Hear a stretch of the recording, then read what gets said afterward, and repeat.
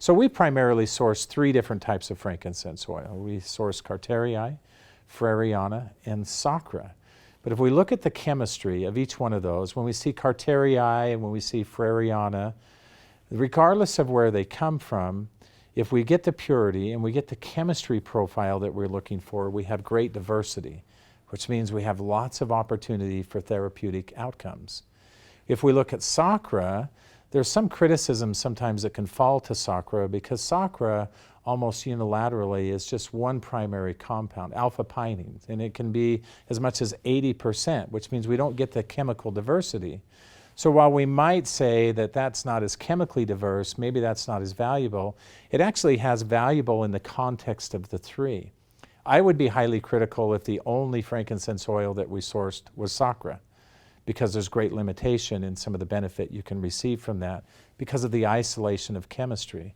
So it's the whole process that you got to look at, and this is what makes our model so dynamic and also so powerful and very unique to doTERRA, that we really do end up with essential oils that are not only correct chemically, not only do we have the purity, but they have the intended outcomes we're looking for, and they're very unique to doTERRA. They're exclusive to doTERRA. So entirely different categories, and allows us to look at oils for their benefits and value in a way that we couldn't otherwise do.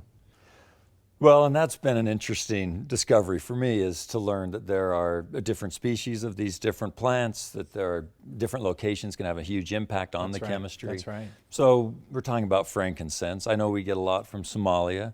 We get some from Oman. Can you kind of explain how and why that works out? I mean, you need to source oils from different places just simply because of the chemistry profiles and the influence that environment and other things have on that. And we do source oils from those areas, including Oman. Our Sacra comes from Oman. I think a lot of times people like to claim, or they like to say, that we're the only ones who can do this. We're the only ones who can export essential oils or export the resin from this area, region of the world. That's not true. There's no governing body for that. It really becomes a process of relationships and how you're sourcing and working with those growers and those farmers in those areas. So we do that more effectively than anyone else, and we do that all over the world, and Oman is certainly no exception.